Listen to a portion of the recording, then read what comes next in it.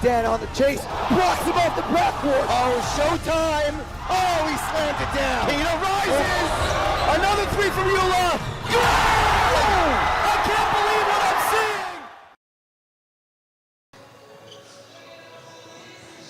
seeing. Welcome everybody back to the Max Stern Athletic Center. This is brought to you by NCSY Pregame Show, inspiring the Jewish future for over 70 years. Over 70 years. And we have an intense fifth place Tier 1 matchup today between the SAR Sting and the Flatbush Falcons, Max. Yeah, look, it's going to be, again, we obviously know it's a consolation game, but these two teams, they, what they do is they compete. Like, we talk about it all the time. Seniors, it could be their last game ever. So these guys are going to leave it out on the court. So it's going to be a great matchup, even though, they're not necessarily playing for the gold. Yeah, and both of them had tough opponents, formidable opponents, and close games that they lost this past Friday. But these teams can play. SAR was in the Yeshiva League Championship, obviously, and lost a heart-wrenching battle to the Frisch Cougars. And Flatbush is, like you said, always a tough, physical opponent. So you're in for a good one if you're watching today, Max. Yeah, as you said, SAR, lost a tough one to Frisch. They had just beaten them in the Yeshiva League Championship, and then Sarachek obviously goes the other way. Flatbush lost a tough one to Shalhevet, but it's going to be a great matchup. I'm excited to watch guys like Max Weiss on SAR and Eli Moadeb on Flatbush. It's going to be a great game, so I'm excited, Hill. Yep, let's lock in. Nice work.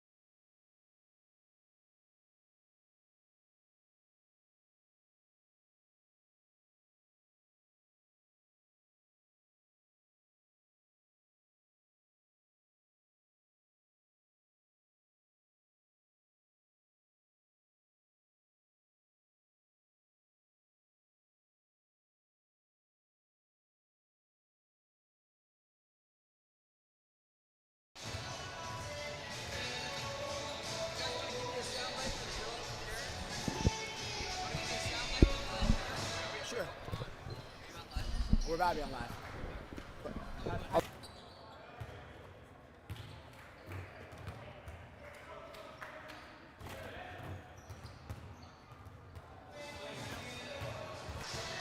And we're live from the Max Stern Athletic Center as the SAR Sting and the Flatbush Falcons are facing off in a Sunday morning Tier 1 fifth place qualifier, Max. Yep, I know. As we talked about downstairs, I'm excited for this one. Again, two top teams in the Yeshiva League. Again, they're not playing for the gold, but teams are going to battle. It's going to be an up and down affair, and it's going to be fun to watch. Yeah, 100%. And Sunday mornings in Sarachek are exciting times here. I mean, right now the gym might look a little empty, but I promise you it will fill up. It will be full of energy, and it will be full of good basketball. For sure. I mean, look, if you're a hooper, you just play. Like, I don't care if it's pickup runs at 6 a.m., if it's a workout when nobody sees you. If you're a real hooper, then you just compete and you play at the highest level. So that's what I fully expect from all these guys today. Like, no one takes it lightly. No one plays basketball like that. So everyone's just going to compete and go balls to the wall. Yeah, it's all about going balls to the wall, and it's kind of hard, I think, mentally, because you were in contention, one game away from playing in front of that massive Sunday crowd, Max. But like you said, at the end of the day, it's just basketball. Like, in the grand scheme of things, even a Tier 1 Sarachek championship means nothing. So it's just about basketball, about having a good time with the boys and competing. Yep. Again, for a lot of these guys, it's going to be their last game, or they may have another one tomorrow. But there's nothing like, playing, obviously, at Yeshiva University, but, playing with 3 officials, real college-grade officials. Like, you don't get that. You only get that a certain amount of times in your life. So. Yeah. And during these warm-ups, I've seen a couple of just nice one-hand slams from Flatbush. We'll see if they can get any of those flashy plays today. Now that playing a little loose, that could be an advantage. You're not really playing for anything, so you're just playing a little loose and showing what kind of skills you got. 100%, 100%. It's going to be, it looks like, I'm going to go through the lineups. It looks like a couple guys might be out for both teams, but again, there'll be some strong players, obviously, on both sides. Yeah, and also, additionally, I think some of these guys are juniors, right? Some of these guys are juniors. I know SAR has a freshman that plays for them, and at the end of the day, that's good experience. That's good experience for these guys because, it's about getting better and coming back next year and trying to go for that goal. Yep, and it's game reps. You can't simulate real games. You can do it obviously the best you can in workouts and one-on-ones and individual skill stuff. But at the end of the day, you can't simulate games, and the best way to get better and the best experience is to play. So 100%. For some of these younger guys, probably going to get some extended minutes tonight or today. It'll be great for their development, and we'll obviously help these programs going to next year and the years to come. Yeah, and with 2 minutes on the clock, looks like they gave them a little extra time to warm up. Gave us a little extra time to talk. Yeah, a little extra time to talk, and I think the people want to hear you talk a little bit about ball. So they had some good March Madness matchups last night. So we had VCU taking a tough loss. We had Houston. Houston looks good. Yeah, look, Houston had a tough, had an up and down kind of second half to the year, I would say. They started off conference play with, I think they started 8-0 or 9-0, something like that. Classic Houston, not going to drop games to lesser teams, beat them by 20, all that stuff. And then they had a tough stretch. I was against Arizona, against Iowa State, Texas Tech, all in a week basically. And they dropped 3 games. They hadn't done that in the Kelvin Sampson era, but they kind of found their path. They kind of found their way a little bit towards the end of the season. And now they're doing what Houston does. They're rolling. They're defending. They're making shots. But it'll be interesting to see in the Sweet 16, Elite 8 if they're going to be able to make enough shots down the stretch to win these games, because that was kind of their issue. They would go in long scoring droughts against some of these top teams. So we'll see if they'll be able to led by Kingston Fleming and all those guys will be able to make shots. Yeah, and I think what's interesting is a lot of these teams, it's a game momentum, right? They'll win they'll lose one game, and then all of a sudden they're sliding downhill, right? And it's especially in March, it's all about what kind of momentum you have. It feels like teams get hot. It seems like Arkansas has been getting hot. They had a great game last night with what's the best player called? Darius Acuff. Acuff had a few big plays down the stretch, and that's all it's about, just getting hot, building that momentum, and then hitting shots at the right times. 100%. You just got to stay in as the one and only Zevi Samet sits next to us. Joining the booth. Yeah. But yeah, look, Arkansas is a great team. Coach Cal obviously knows how to win in March, and with the point guard like Darius Acuff and guys like Malik Thomas and whatever, they could beat anybody. But as clock's winding down here, let's get to the players. Yeah, and so for your SAR Sting, you have your starting lineups brought to you by, who brought the starting lineups? Yeshiva University Office of Admissions. Ooh. Wow. And then that was a sleeper pick. A lot of people thought it was going to be a restaurant, but no.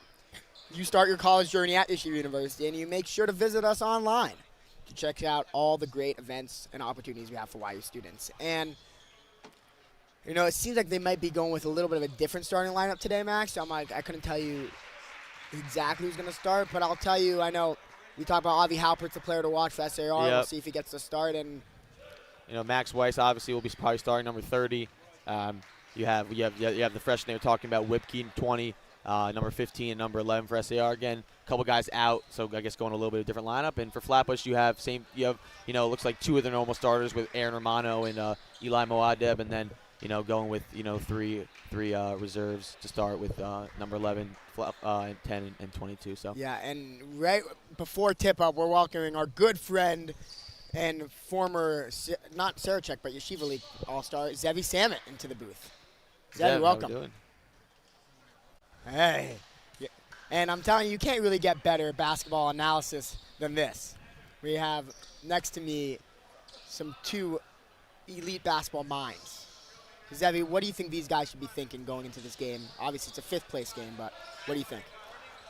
At the end of the day, you're playing in high school, you're playing with your friends. You worked all year for this moment, so just got to go play hard and ultimately just have fun. Yeah, and Kassab seemed to have gotten that memo. Came straight out, one dribble pull-up for three and knocks it down as SAR is coming back the other way with the ball swinging over to Nathan Small as the freshman takes a shot. No good. Nathan goes to the board. Rebound, but foul by Flatbush. And, yeah, I mean, it is difficult. Me and Max were talking about how it's difficult to play in a consolation game. And obviously you're playing last time with your friends. What kind of perspective would you think that these guys should have as Halpert goes to the line? Again, I think it brings me back to that point where, it's all about your mindset. If you look at this as just a consolation game, then you're just you're happy to be there. You got to play for something more. You represent a school, playing for each other, and this is something that they'll never forget, even years down the line. It doesn't matter what level game it is and what tier it is. At the end of the day, they're playing with each other, and they're here to have fun. And Zev, how much would you die for right now to have, one more game with your team, even as a consolation game? It's a great question. You know how it feels, just being able to put them all, as your career is now over at Yeshiva, obviously, but being able to, put them on one more time, I know you'd obviously die for that. Yeah, I mean, I was literally, walking by, watching these games, and just watching the guys go up and down the court saying, it's crazy, I'm never playing on this court again. And it hit me a lot, and, at the end of the day, when it leaves, when it's gone, sometimes you appreciate it a lot more afterwards. But we tried to make it last and worthwhile while it lasted. But, I would do anything to play one more time on this court. Yeah, that's a very good point. Modab took a charge. The best player took a charge on the other side of the court, really putting his body on the line. So he does it offensively and also defensively as SAR comes the other way. And here is Weiss with the ball. And if you watched SAR's final game against Frisch, it seemed like they had some questionable shot selection at the end of that game, Max. Yeah, I thought, 100%. I mean, they made some plays down the stretch. I mean, they were down, I think it was 9 or 10 with a couple minutes to go, and they were, able to force Frisch, turn Frisch over a little bit and get some good looks. But yeah, down the stretch, actually, I do think, it was a questionable no call. I know Max Weiss kind of went ISO on the left block and trying to get to his turnaround. Came up short, looked like he maybe got him fouled, but yeah, it didn't seem like they really, did much. It was kind of just like give it to their guy and kind of hope they can play, but, sometimes that's what teams do. Yeah, as Halpert gets in transition and finishes with a strong left-hand finish. Zev, you never were able to play in Sarachek, right? It was always canceled. That's true. Something I wish I could have done, on the Shabbaton. I was speaking to all the guys, and, I was trying to give them a perspective of, even if you lose, it stinks, but, you can't always win it all. But to realize that even a guy like me who played beyond high school never got to play Sarachek, and it's something I wish I could have always done. So you have to appreciate it and be happy that you're here and that you get this opportunity, because there's so many teams that are even in the Yeshiva League that don't even get to compete in this tournament. Yeah, 100%. As Modab takes the three, can't get it to go, rebound Weiss. And, yeah, I mean, we were talking about how a lot of time in college, you see these kind of atmospheres with all the fans, and it seems like it's rocking. I mean, Sarachek is even a different level, it feels like. They have two different schools, kids jumping up and down. Their fans travel. Yeah, their fans really do travel. Well, you'll see, obviously, when it gets a little bit later to some of the Tier 1 semifinals, it'll be packed like it's a YU home game. It's true. Yeah, 100%. I think it's one thing, though, that YU doesn't have, that, like, if it's like two home teams or two teams that have the fan bases that are like a home team, and it's like, let's just say, TABC and DRS or whatever the case might be, or which is the other teams that are in it later. It's like one team is cheering and like you see them like booing the other team, trash talking the other fans. It adds and like to the environment. we don't have that. We just have like the YU fans, and then there's like even like other teams that have a lot of fans. It's not like a rivalry fan base game, which is so cool that happened in Sarachek. Yeah, good point. Right, and it's also that they all know each other personally, right? So it's like they're taking like personal shots in coded ways. It's just entertaining to watch, honestly. Did your team travel with you, Hilla? Honestly, when I was in Sarachek, we had a solid amount of fans in our first game, and I think if you win your Friday game, a lot of people come in for that Sunday game. I lost Friday morning, so. You mean people would have flown in? I think so, yeah. Just because I think, especially coming from Dallas, not a lot of people go to New York City often. Right. So it's cool to have that experience. And Yeah, as Flatbush is going a 4-man sub. It looks like they're going to go deep in their bench today. And see how some of these younger guys play, and SAR is doing the same as number 34, Benji Solomon, number 14, David Margarfeta. Sorry if I mispronounced that. It's a tough name. Are subbing into the game. Yeah, it looks like Flatbush is going with actually a couple more, higher up on the rotation guys now. With Louis Franco, number 4, and 13, a bit full. Those are guys that I know started yesterday. Yep, as Flatbush is moving the ball pretty well. And something you see in Yeshiva League basketball is a lot of zone. You see a lot of zone. You rarely see man, even if a team is very talented. So, Max, what do you think these coaches just tend to go with zone most of the time? Yeah, I mean, you like to see a lot of the out-of-town teams, play man. Flatbush plays man. Ramaz, we play man. But and you saw Shalhevet yesterday. Their man against Flatbush was stifling. They held Flatbush to 10 points in the first half. 10 points? 10 points in the first half, like 18 going into the fourth, and then maybe like 32 because they scored a little bit at the end. But look, some of these teams, maybe the coaches don't feel they have the personnel, they don't have the foot speed, the size. A lot. Like look at SAR, especially today. What size do they have? So maybe they want zone kind of keep Flatbush out of the lane, make them be jump shooters, because they know they don't have stuff like protection at the rim. But yeah, I think also part of it might have to do with limited practice time. It's hard to teach man-to-man. There's a lot more you have to teach. It's kind of, you can teach a zone in a parking lot. You can, and a lot of these guys know that stuff already. And man-to-man, there's a lot of, different rotations and nuances that, you need hours and hours of practice time and reps to, be able to perfect it. So that's why I think you see some more of the, out-of-town teams be better in their man-to-man, because those are the teams that are practicing 4 or 5 times a week, whereas some Yeshiva League teams are practicing only 2. Why is that? Is there a rule? Like, are Yeshiva Leagues only allowed to practice? It's a good question. I know some of the schools, like a Flatbush, like a Mag and David, have started to really, take it more seriously, which I love to see, practicing, I think 3, 4, or 5 times a week. But, yeah, a lot of the New Jersey schools, and I think, like, schools in the 5 towns, that area, I don't know exactly what it is, but I think it's kind of what they've done in the past, and the administration and schoolwork and all that stuff. I guess I don't know the full answer to it, but I just know that's what they do. Yeah. Max, I got a question for you. I was speaking to one of the coaches on Shabbos, and he was telling me, he was like trying to ask for advice, how a lot of his school, I won't say the name, they always make excuses about why they miss practice. Sometimes it's like, it's their second cousin's brother's birthday, or there's this and there's that, and like they have to go to a hockey game or they have to go to a sports game because their father just got them tickets. And I just was confused, because I was like, how do you build a culture like that? But at the same time, if he forces and starts punishing kids for not coming to practice, he said that the parent body won't be so happy. What do you do with something like that? Yeah, I think it's super tough. There's obviously other stuff that go into high school basketball with politics and different things that probably isn't the same at the college level. But I think it's coach to coach. You have to choose what you're. Me and Hilla were watching a video called months ago on Kelvin Sampson. Like, you have to choose in your program what your values are, and you can't deviate from that. So for like Kelvin Sampson, it's like this is what we do. You're gonna know that coming in. We're gonna, defend like crazy. We're gonna, our practices are gonna be battles.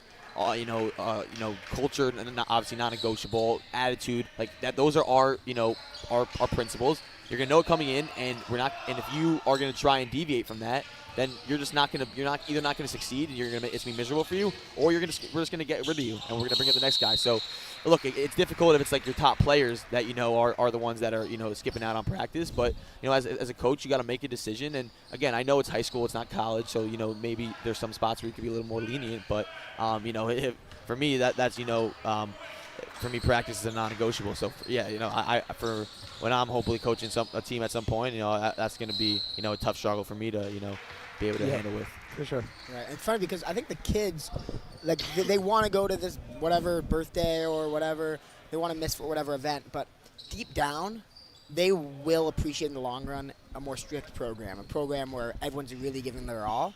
And I think that's something that I think parents have to understand, is that even if they say in the moment they don't want that, they really do want a team that's serious, because they end up going farther, making better memories, and building better life skills. So 100%, 100%. I think it's also part of the culture and nowadays of everyone has to get a trophy and everyone has to, be buddy. But exactly. It's not always a storybook ending. It requires a lot of work. But exactly what you said, Hillel. The memories and the life lessons and the payoff at the end, whether you win or lose, if you approach it the right way, is everlasting. Yeah.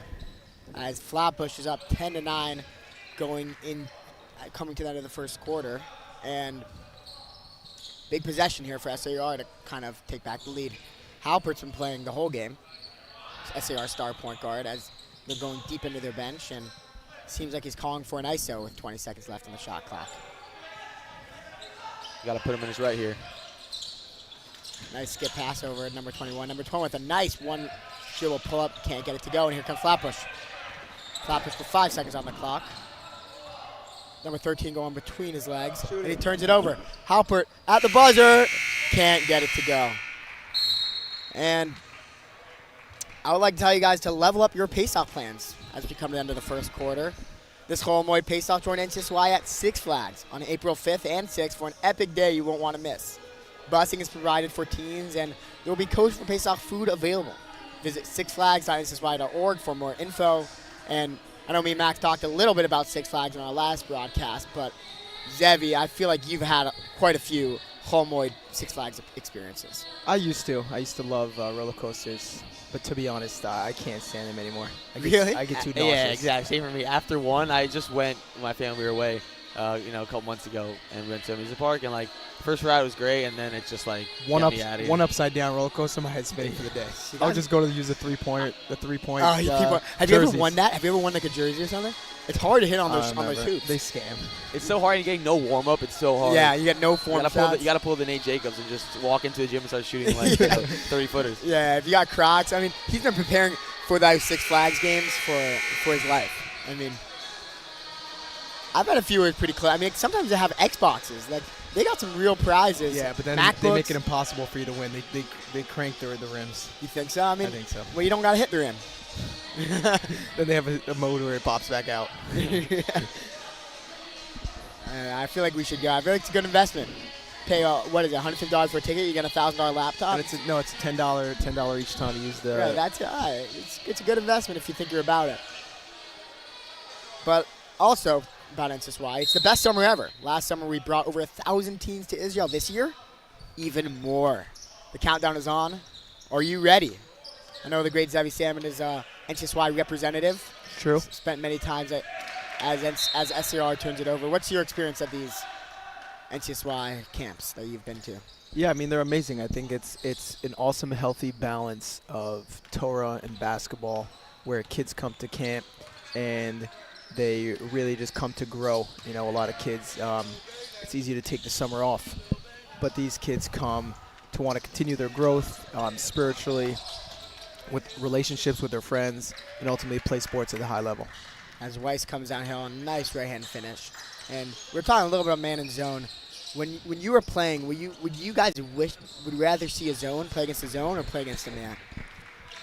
I mean, when we see zone, this year, it would be, just try to get Zevi shots. If teams are gonna, play just a basic zone, it's hard to, when you're in a zone, it's hard to always locate shooters. So, it's one that comes to my mind was, our first round matchup against, our first playoff matchup against who do we play? Old Westbury. Thank you, Zevi.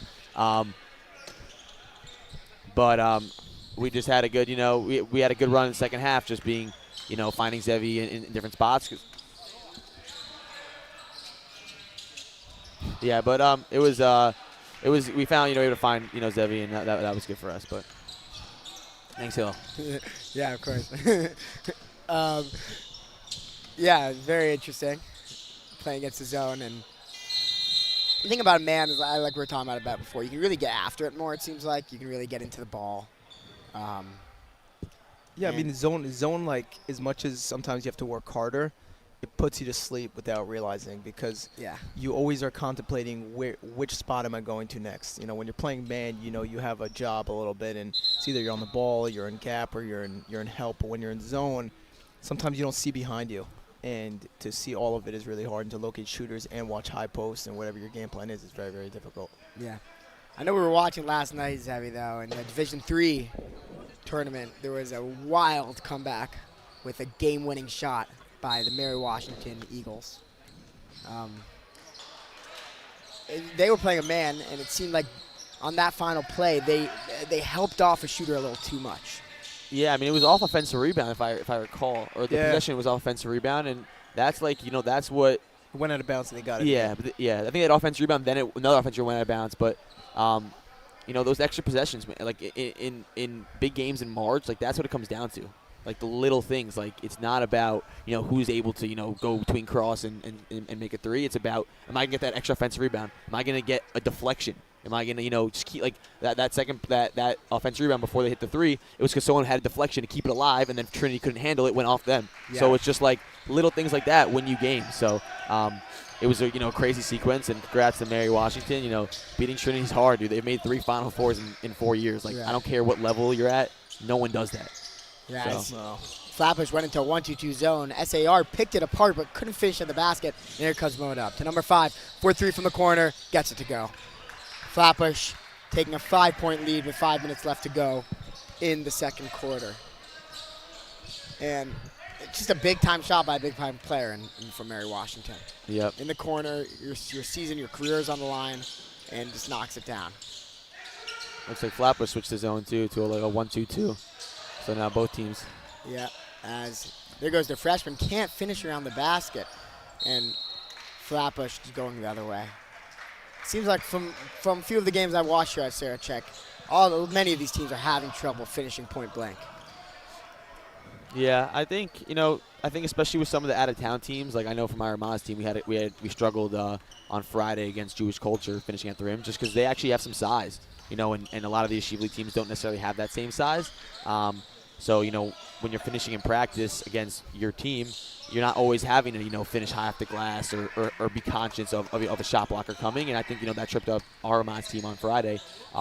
We weren't really expecting, someone being able to rotate over and contest our shots. And I think, probably a lot of teams are dealing with the same thing.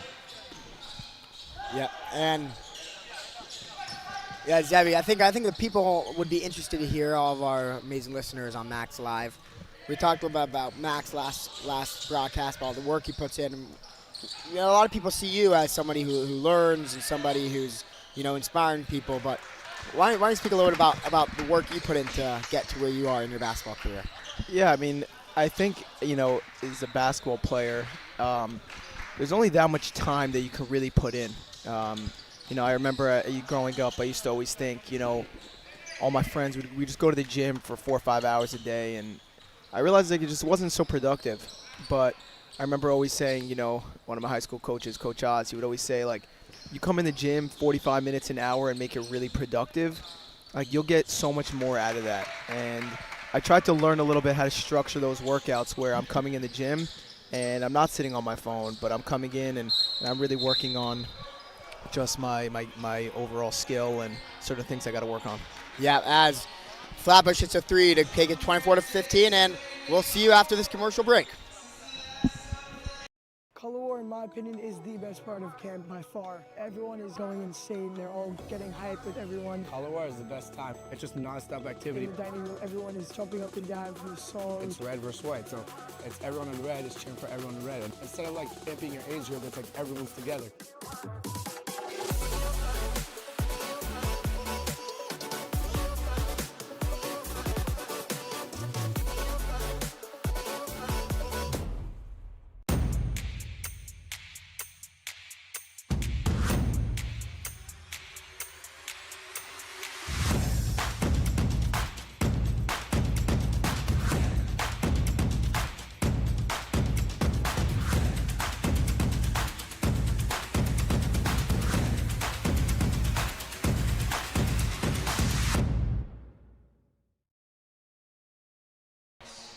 Welcome back to the Max Stern Athletic Center as we're finishing off this first half. Flatbush has been getting hot from deep, up 24-15, and SAR hasn't seemed to be able to get a stop defensively. Yeah, I mean, Flatbush has found success the past couple possessions, just pushing the ball and getting it out on the break as quick as possible. SAR is a little lackluster getting back on D. So they were just kind of throwing it ahead, finding Aaron Romano, their best shooter, and he was able to get open looks. You can't let that happen for if you're SAR, but good job by Flatbush just getting good looks in early offense. Yeah, I'm gonna give hats off to both teams. Both teams playing really hard, really trying to go to the game plan as Halpert drives to the left and one, and you gotta keep him on the right side of the court. Yeah, good action there by SAR. Get Halpert on the left block, so he's able to kind of just turn, rip, and get to that strong hand. And he's great at finishing when he gets down there, so you can't let him get there. I can't finish the three-point play the old-fashioned way, but here comes Flatbush coming the other way, and he goes coast to coast and gets a nice floater to go. And that's the problem with zone. You get a little lazy, and Flatbush takes advantage. As number 15 from SAR dribbling the ball right to left. Hits it into the post. It seems like they've been playing out of the high post in these sets. As number 14 drops a Flatbush defender and goes to the line. And playing out of the post is typically referred to kind of a little bit out of Princeton action. What is that? So yeah, I mean the Princeton it's a little bit of, I wouldn't say necessarily playing out of the post, but it's a lot of movement. It's a lot of back cuts. It's like those dribble handoffs and that type of thing. And it's an offense that a lot of different teams like to utilize and to get motion movement, because that's ultimately what you want. Yeah, and as SAR can't get it to go, and Flatbush is coming the other way. Flatbush's jerseys are Hebrew, their name? It's a good question. Franco can't get it to go. I'm pretty sure it says Yeshiva Flatbush in Hebrew. I think that's the only team I might have seen. Do these teams play any non-Yeshiva League games in the preseason, or it's only Yeshiva League? I mean, maybe they schedule a local AU team or something like that, but I mean, I don't think definitely not any games that matter. Right. That would be interesting. I feel like that would give some teams a heads up if they can play some of those preseason games, and I'm sure it wouldn't be too hard to schedule those games. For sure. Flatbush is really getting hot from downtown, as number 30, Michael Soliman knocks it down from deep. Yeah, Michael Suleiman's a good shooter. I know he works with the one and only A.B. Rossow. Yeah. And they're always working on his shot. He really got that strap. So if you leave him open, he'll knock him down. Yeah, and you got to give Rossow elite performance his props. He really has built an empire in the Syrian world, training, and I would highly recommend him. I know a good friend of mine, Joe Shanzer, has worked out with him and is a big fan of A.B. Rossow, as Halpert goes for an up and under circus shot but gets fouled. Yeah, I mean, Zevi, I've seen you in your day when you're shooting around the gym hit some pretty wild circus shots. Is that something you practice? Or is that something that just comes in the moment? No, you got to practice. I mean, I think you got to have fun with it. Sometimes I'll come in the gym and I'll be like, let me freestyle some step backs, some fadeaways. You always got to be ready. You never know what's going to happen in a game. Yeah, they say about Luka Doncic, you'll see him in pregame warm-ups, chucking the ball from half court. The thing is, he makes some of those in games, so I guess it pays off. As Halpert gets both of them to go. And Flatbush coming down the other way, up 10, trying to extend their lead. As Solomon goes again from a deep three, can't get it to go. And SAR coming back the other way, and here's Halpert. Yeah, if he would have done that dribble in from half court, that Rossow special, dribble in from half court to the corner, maybe he would have knocked that down. Yeah, Rossow definitely prepares you for those moments. As Weiss swings it back into the post, and SAR can't get it to go, but he gets his own rebound, up and under, and one. And big minutes off the bench for number 34, Benji Salomon. Yeah, that's a classic example of taking advantage of opportunity, of reps. Benji Solomon, I watched obviously a couple SAR games preparing for them. Hasn't gotten many significant minutes that I've seen, and his name's called tonight. They have a short bench, some guys injured, and making the most of it. That's what we want to see from those guys, and I assume he's probably not. Is he a senior? He's a junior. Exactly, a junior. So he's got the offseason to keep on grinding, and hopefully you'll be able to see him get those meaningful minutes next year. And Franco with a spin jumper, can't get it to go. That was a nice move there by Franco. Yeah, I like his game. He's also another one of the rep guys. I like his game a lot. He's got size. He's strong. Can shoot it. Can play multiple positions. Can guard multiple positions. I know he's been injured a lot this year, but but I think next year he'll be one of the top players in the league. He's got a good basketball frame and he can play. Yeah, and even on that spin move there, using his body to shield off the defender, getting into his pull-up. He's got good size. Yeah. He's long. He's a good player. As SAR turns it over and Solomon going the other way, kicks it ahead. Great pump fake and one by Flatbush. And Flatbush plays a fundamental brand of basketball. Yep. I mean, Coach Max, an awesome coach. It was a slam dunk hire for Flatbush. Coach Malk has coached at, I think it was, I forget the prep. I know prep school in New Jersey. Before that, he's coached Maccabi USA. They get, college level coaches for a lot of those, but they, trust Malk with those as well. He's just, a really, well-known, well-established coach, and, he does a great job with Flatbush. They had a good year this year. I know they got upset in the Yeshiva League, playoffs, but they won the Magadavid preseason tournament. They won the Globeman tournament. That's not an easy tournament to win. They won the Globeman tournament? Yeah, they won the Globeman tournament, beating Frisch in the championship. And, yeah, so, I mean, they had a successful year. I know the injuries, guys in and out. Another one, I know Sam Jamal is on the bench. He's been injured, I think, most of the year. But they had a good, they had a good season because, Coach, whoever he has, he's going to, get them ready to play. Yeah, as Hill Academy of Pittsburgh walks into the gym, it seems like they're playing next. I don't know. Have you ever been to Pittsburgh, Xavi? Do you know where Pittsburgh is? Yeah. Do you know where Pittsburgh is? Nah. You couldn't tell me the state? No. You know it's in America, right? Yeah, Pittsburgh Steelers. Pittsburgh Steelers. Yeah. Pittsburgh really has some legacy sports teams. Besides from that, I couldn't tell you a thing to do in Pittsburgh. What is the state of Pittsburgh? I don't think it's a state, unfortunately. Yeah, I think we got a good guess. We have to cut this off. Just throw me under the bus. There are no geography classes in Yeshiva University. As Flatbush has 10 seconds, trying to take a double-digit lead in the halftime, and a great take, going up with the up and under, and gets fouled. That's number 15, Charles Levy. And you see the emphasis the Syrian community puts in the skill work, because a lot of these guys from Flatbush have a good handle. They're finishing with both hands. Playoff two. They're fundamental. It's just something that can't be taught overnight. It's years of hard work and coaching. Yeah, I have a question I'll throw over to you, Hillel. What do you think is a good balance? I feel like a lot of kids nowadays, while, training and working out is awesome, and that's, way you need to be able to, break things down and be able to work on your game. But there's obviously a lot of value in just, rolling the ball out and playing. So how do what do you think is a good balance between individual skill workout, but also going to the park and just getting up and down? Yeah. So I think a big thing is I always thought is you always got to start with the work, right? You got to start with the 4 seconds left on the clock. You got to start putting in work with the coach, working on your skills, and then trying to put that in as why someone gets a half-court shot to go. But you got to put that work in first, and then let it come into the 5-on-5. And we're about to go to this Camp Step It Up halftime show. Step It Up is an incredible camp, as we're going to send it down to your sideline reporter.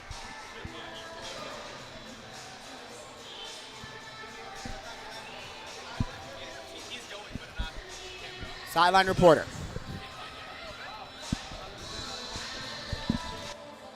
Besides that, I think we're playing well. Just got to wake up a little in the second half. Yeah, it's 9:30 in the morning, early game.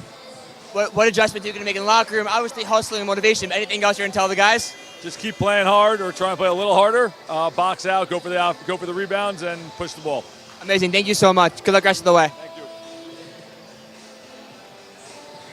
We'll send you to the Camp Step It Up halftime show. And for your information, both Jonah Bleckner and Evan Goldman from SAR both played at Camp Step It Up. A great place to improve your skills. See you in the second half.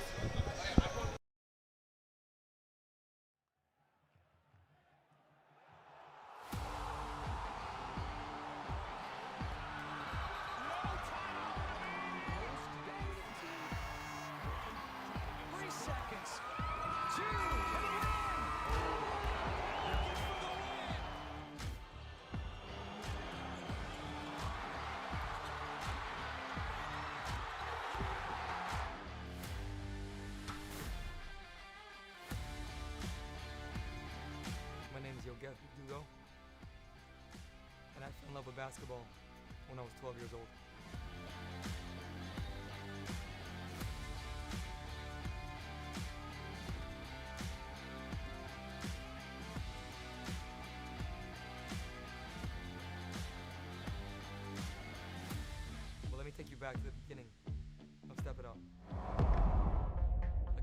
dreams.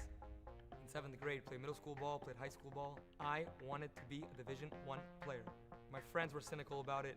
My teachers at school, my head of school. The dream became a reality. And as a little kid from Boca Raton, Florida, I ended up finding myself at Madison Square Garden. That only fueled more and more, and the dream became bigger. I transferred to Brandeis University in Boston, where I played 2 more years before moving to Israel, playing a year of pro ball. And at 25 years old, 2 years later, I started stepping up. At the time, a basketball private training company. Remember the first session I ran, I was driving home and I just had goosebumps. I felt something. I said, this is it. And from that private training session, we grew more private trainings in a day camp where kids got better in a 5-day program. So I said to myself, if kids are getting better in an hour and getting better in a week, let's start a sleepaway camp. Let's take them for 6 to 8 weeks. You can make a real shift in their mind, a shift in their soul and their perspective. And that's what we did. I sit here with you 12 years later in 2023. We started with 1 kid in 2009. This summer, we're fortunate enough to host over 430 campers from 20 states and 10 countries. When I first started Step It Up, the intention was to run a high-end skill development camp.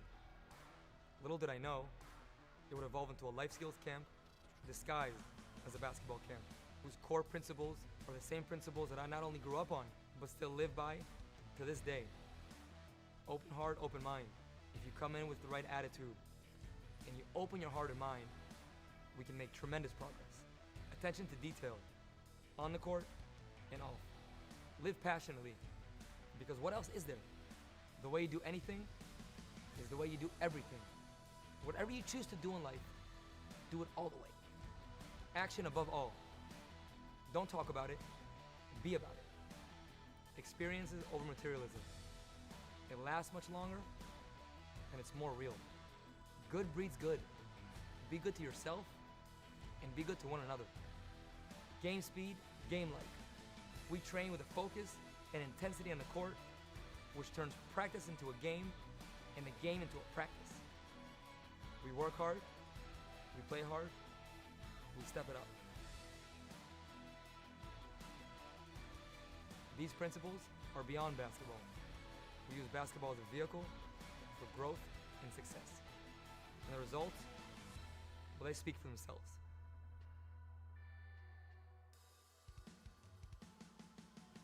Countless number of middle school and high school MVPs. Over 60 college players, Division 1, 2, and 3.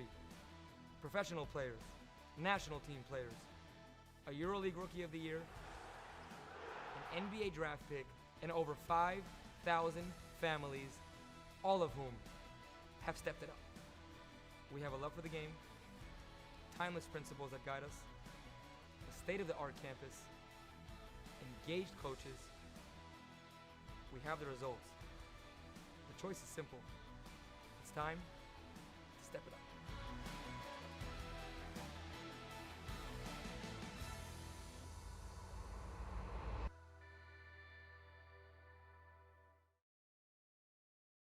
I think I connect with Hashem more at Seneca because we have davening every day. When we hit Friday night, everybody takes a deep breath. We come to the shul all together. Amazing tefillah with singing and joy and dancing. On Saturday night, everybody's got their arms around each other. They're so excited to just sing together.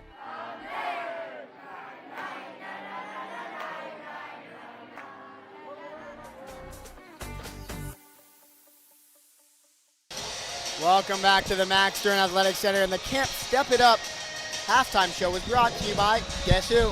Camp Step It Up. Just a 2.5-hour drive from New York City, with buses provided to you and from the camp. Founded by former D1 player Yoga Verdugo, Step It Up is most proven Shomer Shabbat sleepaway basketball camp in the world. Over the past 13 years, Step It Up has produced over a dozen Yeshiva University and Stern college players, including all-conference stars and leading scorers. Along with dozens of Yeshiva League MVPs, hundreds of Sarachek players have come through the program, including current stars like Gabi Spodak, Alex August, Jojo Alfasi, Simon Alul, and Noah Hilton. Step It Up has also developed over 100 college players across all divisions, plus professional and national team members, a EuroLeague Rookie of the Year, and even an NBA draft pick. The camp runs through June 24th through August 5th in the United States, with an additional Israel session August 9th to 14th.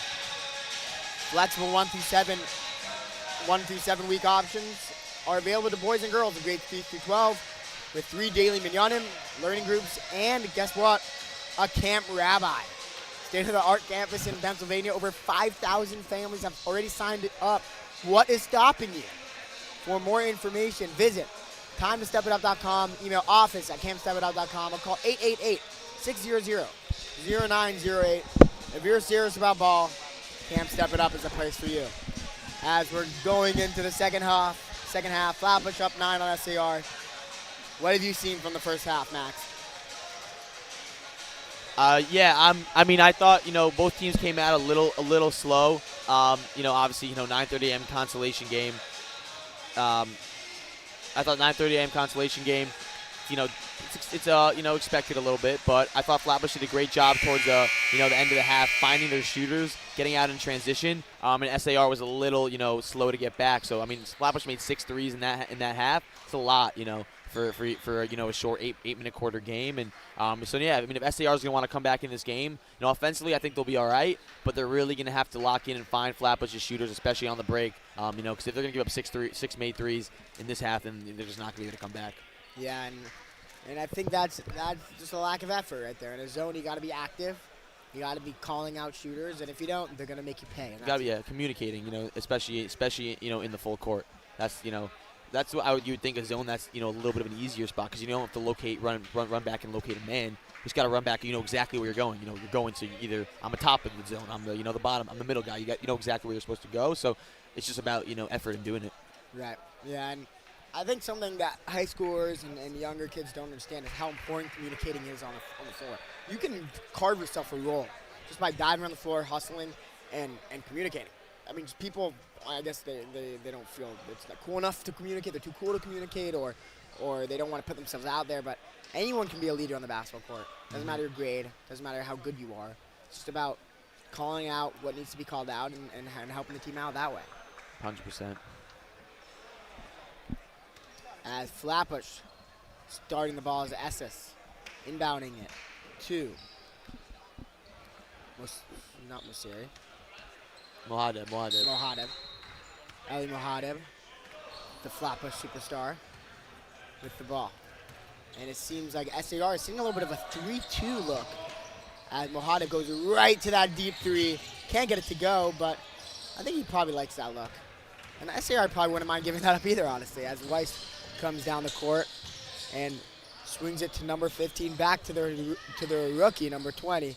Puts it up, can't get it to go. It's a good look for SAR. Yeah, good cut there. As SS with a ball fake. Good off-2 playing by number 11 on Flatbush, Raymond Fallick. And that is that fundamental brand of basketball that Flatbush plays. Yep, nothing too fancy. Just, rip it, one dribble, find the opening, go score through with the left hand.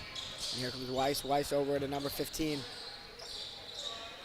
Nathan Small over to number 11. Back to number 20, Manu. Manu over to Halpert. Halpert to Weiss. Weiss for 3. And that was a good contest by Flatbush. And Flatbush going the other way. Over to Fallick. Fallick going with his left.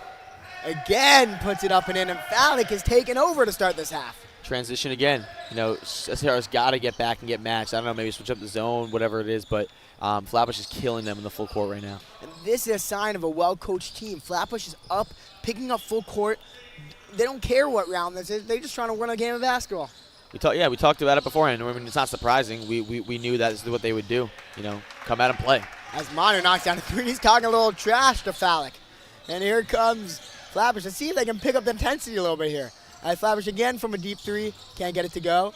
And if Flatbush starts settling for these semi-contested 3s, SAR has a path back into the game. As Manu goes behind the back and picked off by number 5, Romanu. What a pass inside, up and under, finished by Flatbush.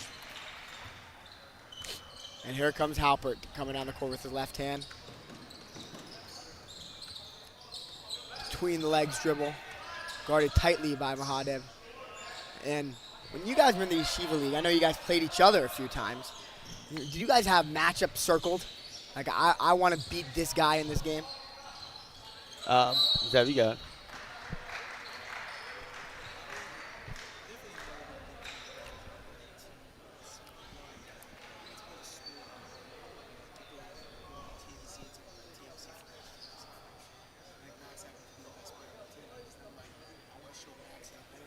It's like you're just competing school for school, and whoever wins, like no one cares about the points. You just care about the wins. Yeah, I would agree with Zev. It's school or school. Yeah, it's like, I assume when Flatbush, is playing Magan, it's not about, some individual matchup. It's like, dude, we got to beat these dudes, like whatever it takes. And I would agree with that. Yeah. It's interesting, though. I mean, I feel like when you hear like Kobe Bryant speak, he would always circle the other guy's best player and say, I want to shut this guy down.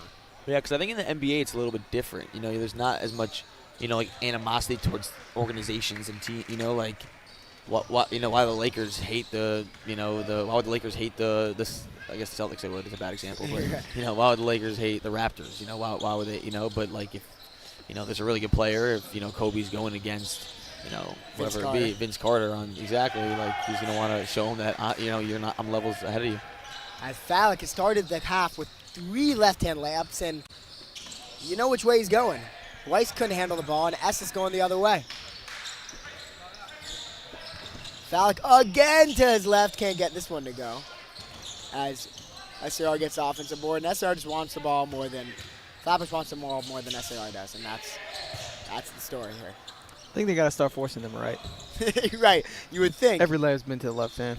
You would think maybe you force the left-hand players to the right. Do teams watch film in Yeshiva League? Can't speak for everyone, obviously, but I know, this year at Ramaz, Poppers and I, did it. That was, our, besides, practices, that was our biggest role to be, get the guys prepared. And I think, it really paid dividends, obviously. We had some big games, had some big, stops and late possessions that, our guys were prepared for because we had, kind of gave them the blueprints a little bit beforehand. Yeah. Zevi, when you were in high school, did you watch film, TABC? No, I don't think so. I actually do remember Ellie Katz. I think he worked in TABC. And he would come over to me all the time and be like, if you ever want to watch film, I'm happy to watch film with you. And I was like, who's this guy? Who actually watches film? But I think in the Yeshiva League, it's more of like the coaches that do the job. Like Coach Oz would always watch film and be prepared for, and come to practice with a game plan. Because I don't know. I don't know the reason for it.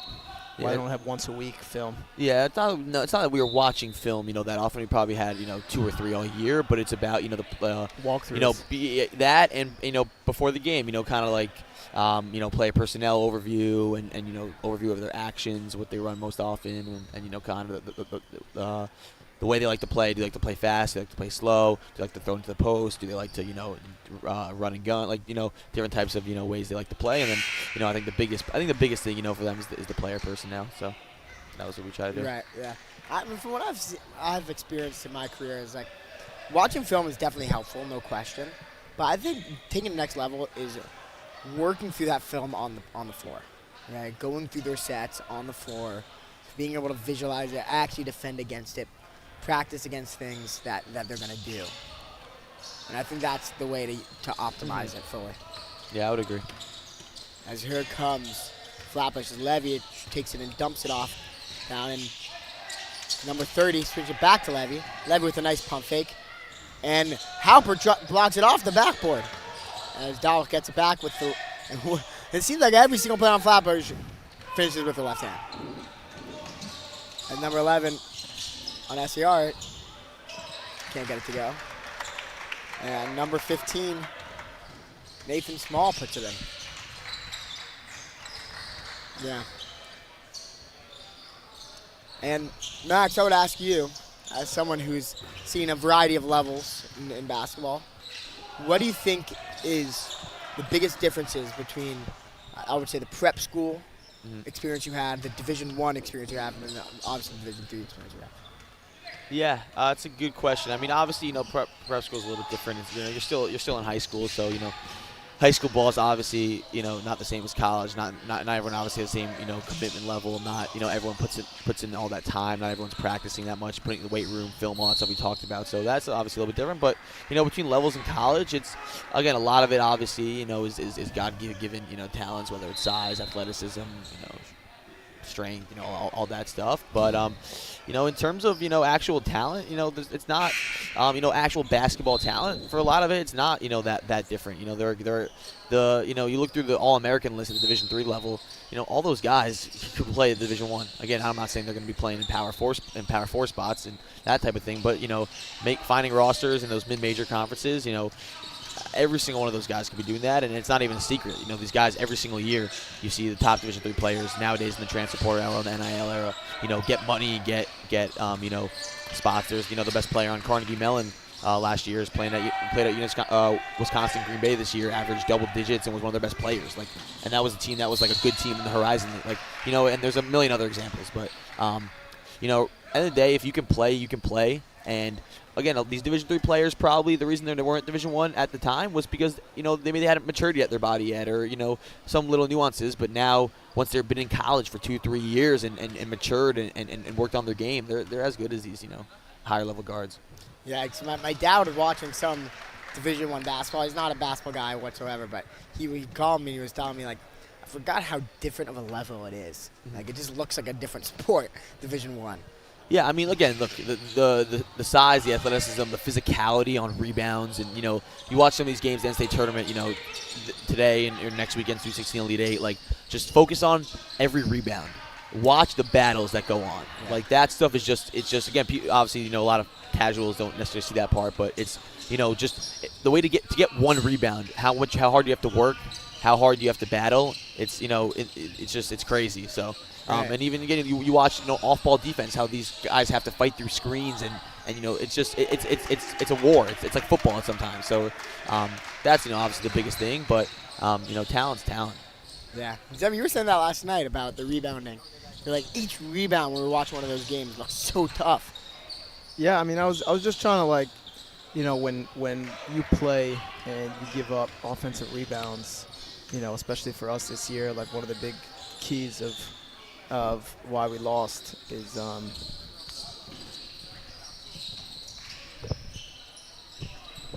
because of our lack of, really due to me, the offensive rebounds, the box outs. But I think I was just watching the college games, and I just started realizing it is extremely hard to box out and rebound, because the offensive guy is going around you. He sees the ball the whole time, and as a defender, you're trying to find his body and locate the ball and, keep him out. And I think it's just really difficult, and teams just get rebounds. Yeah. As SAR can't get that putback to go, Flatbush looks like they're running away with this as a 50 to 38 point score. And I think it's probably time to talk about one of these restaurants. I mean, I haven't done it much, but Lake Como Pizza, a place that I know Zevi really enjoys. It's endorsed by the Zevi Sandwich. It's great pizza, pasta, salads, and even awesome breakfast options. They will be streaming the games in the store, making it a great place to watch the games while you eat. Yep. Lake Como Pizza. Josh, elite guy. Andy. Shout out the boys. Shout out Josh. Shout out Stan. Stan and Jeremy. And Jeremy. Jay Weiss. Dude, it's just a great staff. They always get whatever you want done, and they're just high-level people and doing high-level things. And they're putting in work. I mean, you'll see them back there sweating. Yeah, sweating. Really, really going all out to get you your bagel. If you go somewhere long enough, they create certain sauces after you. Really? What does that mean, Zeb? Why don't you tell us about that? They created Zeb sauce. They created Johnny Day and Spesh. Yeah, they did. You go long enough, you might find your name on the menu. It's a very good point. And anyone listening might want to try some Zeb sauce. No other store is going to do that. As the one and only. Yoni Cohen. Yoni Cohen, welcome to the booth. Great OU representative for the Orthodox Union as Solon puts up a deep three, can't get it to go. SAR from half court, couldn't get it off. 10-point game going into the fourth quarter as we will go to commercial break and see you for the fourth quarter. Sports at Camp Sanic Lake is definitely competitive. There's a lot of different teams you could play for. There's a tennis team, there's a basketball team, there's a baseball team, all those different sports. I love basketball and baseball. Pickleball, tennis.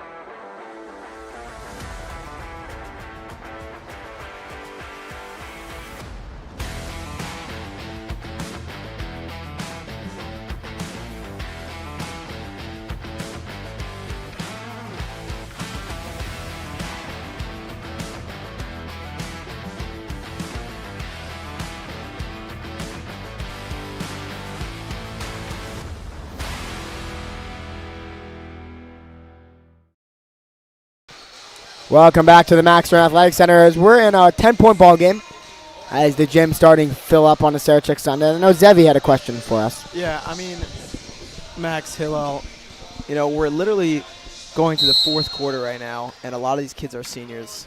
Again, we spoke about it doesn't matter the level of the game, but this could be the last college game for these kids, last high school game for these kids. What's something, obviously they don't hear us right now, and maybe they'll hear us later. But what's a message for these kids and the mentality they should be going into this fourth quarter? It's simple, but it's just leave it all out there. It's obviously it's something cliche and everyone would say, but it's true. You can't control a lot of things in basketball. You can't control whether the shot's going to go in. I mean, you control it beforehand, but when you're in the game, you can't. And you can't control where the ball's going to bounce all the time, but you can control obviously knowing what you're doing on the floor, rebounding, boxing out, obviously all those things, but you can't have regrets if you know that you did everything you can. So just going out there, playing, having a good time, and competing. That's ultimately what you play for.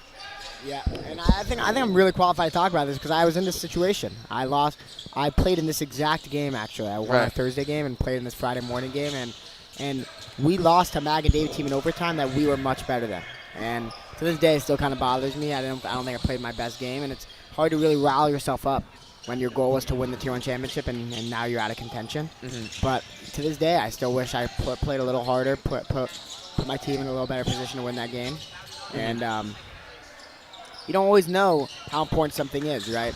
It reminds me of there's some guys on our team that or on any team really that don't play a lot, and they play in garbage time and they play well and they're in a spot, or they start on practice squad and they're in a spot and they start playing real legit minutes. And if they had thought, oh, this part of the game doesn't matter, then they never would have got that opportunity. And like someone like Tom Brady, who was a 7th round draft pick, and he treated every practice, every last rep like it was the most important thing, and he became the greatest of all time. So yeah, I mean, another example of that, so there's always somebody watching. You never know. There's always somebody watching, and again, it's hard to obviously at the time, but a story I love to say I've heard. Again, the guy Javon Carter has played in the league a little bit, played at West Virginia. Had a great college career. Again, played in the, he's still in the NBA. He's been probably for 6 years or so, or whatever it may be. They tell the story. Bob Huggins was his coach. He went to an AU event to recruit some other guy, and he just sees this guy just picking up full court all game, just making guards uncomfortable, turning guys over, made some shots, and ends up offering him, not the guy, he came to go. And it's like it's a true story, and it just shows like you don't never know who's watching. And Javon Carter now plays in the NBA. Who would know? If he would have rolled over in that game and not taken it, like it's the last one he'd ever play, then you never know who he'd be now. Yeah, and I think Flatbush is doing a good job of that. You look at number 22 up in Weiss's grill as Manu hits a tough 3 from deep. And it's not only coaches. It's also younger guys watching these games and being inspired by you. You never know who's watching. You never know. Zev, we were talking about this last night. You never know who is listening to your inspiration and being inspired by you. So you always got to give everything your all. 100%. Yeah, and I think just on that note, I would follow GS Beyond the Court. Great Instagram account.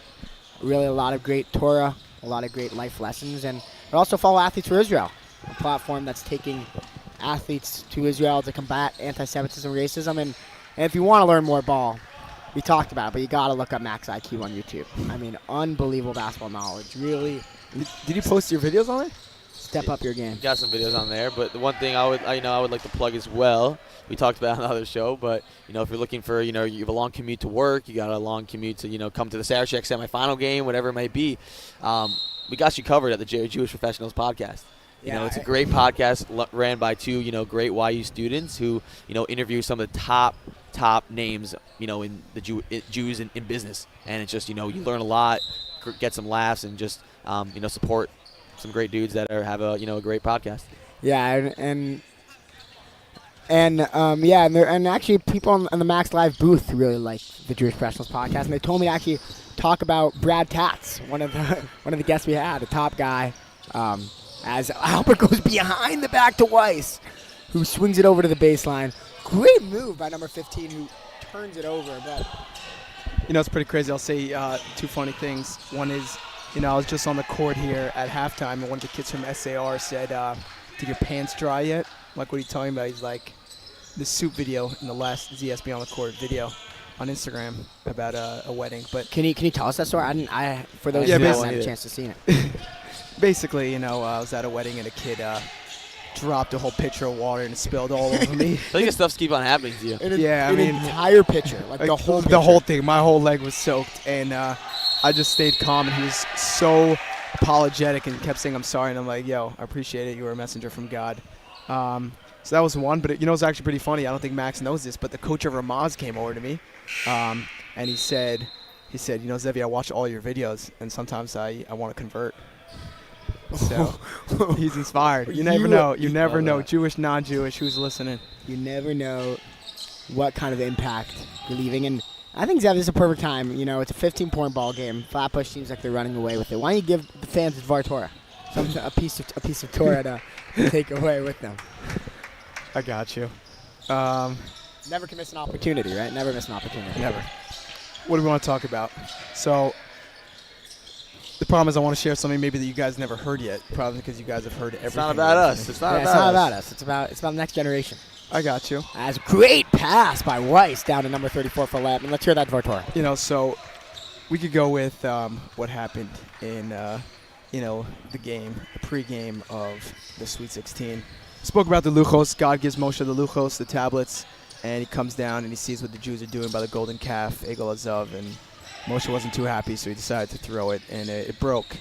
And, a little bit later, he goes and gets the second set of luchos, the new set. But both sets go into Oren Kodesh, one of the holiest things in the Beis HaMikdash. And if you think about it, why in the world did God need to send the broken luchos and put the broken luchos together with the new set of good luchos together? Just keep the good luchos together and in a box and get rid of the old ones. And I think the message is so powerful of in order to get to where you are in life, it comes with the successes, but it comes with those broken boxes, those broken tablets as well. We had a rough start this year, earlier in the year, on the court, of really struggling to pull away games against top teams. And at the end of the day, we're standing at the Sweet 16, and we didn't get to that moment without those struggles of techniques and game plan changes that we changed once we had those losses. So at the end of the day, in life, it comes together with you. Your broken parts, your failures, your missed opportunities, and all the different failures that you had, struggles, together with all the successes to get to where you are today. There it is, the great Zevi Samet. He doesn't miss, Max. He really doesn't miss. He doesn't miss on the court. He doesn't miss off the court. Just a great, great, great dude. Appreciate it. Flatbush is relentless. I mean, this is culture right here. This is a program that's growing, that wants to get better every day. They're picking up full court, up 15. And SAR, as they shoot a three, can't get it to go. Just doesn't seem like they're up to that kind of task right now. All right, I got a quick question for Maxwell. A lot of kids in Yeshiva League and a lot of Jewish kids throughout the world, I would say a lot of them struggle with tefillin. A lot of kids struggle with understanding, why do I put on tefillin? And it's just annoying, something I don't connect to. Maybe talk about a little bit how you've been so disciplined and, your mindset of basketball is no days off. You brought it to the tefillin level. And to many kids, what would be your message to them? Yeah, it's under having great leadership, like guys like Zevi and guys like Hillel, push you to grow, whether it's obviously, competing on the court and going after each other, but also, we have our stuff off the court to try to, keep on, making strides and improving. And, along with teammate Ari Shklar, we've been trying to take up, upon ourselves some, some extra stuff to, connect. And, obviously, tefillin is, for different people, it's, means different things, but, it's obviously a super important part of our faith, and it's something that, is not very difficult. You don't have to put it on for necessarily 50 minutes, depending on your level, but you want to put it on, make the brachas, and it's a really good way for you to connect. And for me, honestly, the reason I took that upon myself, not necessarily all of Zevi's challenges, but was because I'm a big guy on routine and structure, and going putting on tefillin is kind of part of that routine. I'd work out with Hillel in the morning and then go put on my tefillin and then go attack the rest of my day. So kind of fit in there seamlessly as another structure to my day, and to me that makes me more disciplined and better. Yeah, I think something people don't appreciate fully about davening and chakras is you got to start your day every day at 8 a.m. Latest, 8 a.m. latest. Hopefully 5 a.m. But I'm saying unless your max come is 4:45. Right. I mean, he chooses to commute himself, so I'm not crying. But yeah, that's what it is. Like it starts your day early. It helps you be thankful for your life. We're all alive, and we're lucky to be alive. And yeah, I think that's so important. Goaltending there. You don't see that so often in the Yeshiva League. Right. Did he block that off the backboard? I think he pulled down the net. Yeah.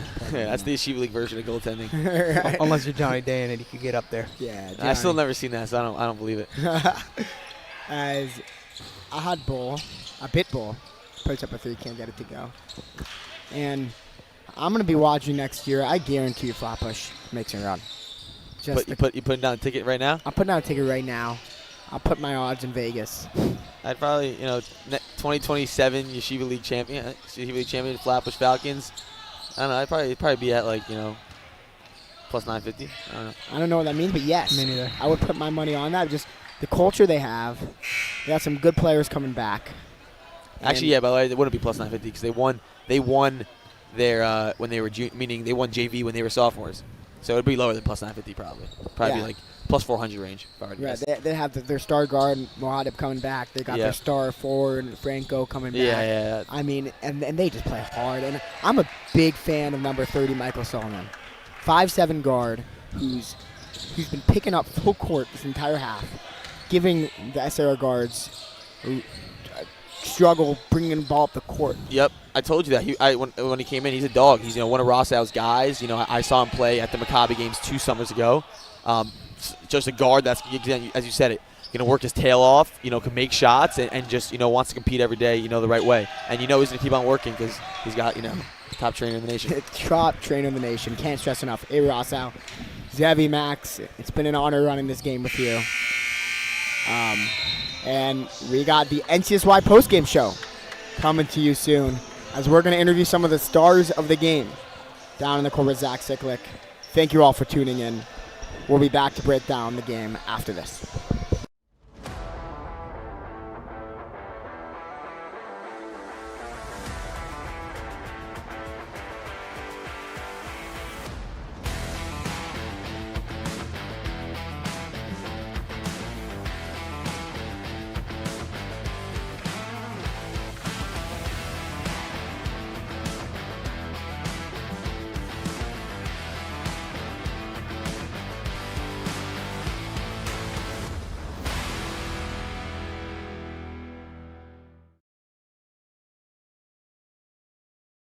Yes. Hey, who's this in the booth? Oh, I'm.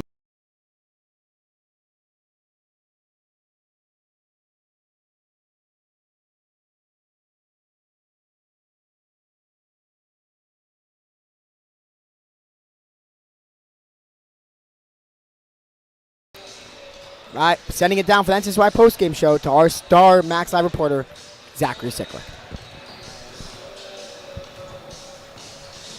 I'm here with Raymond Fallick, player of the game for Flatbush.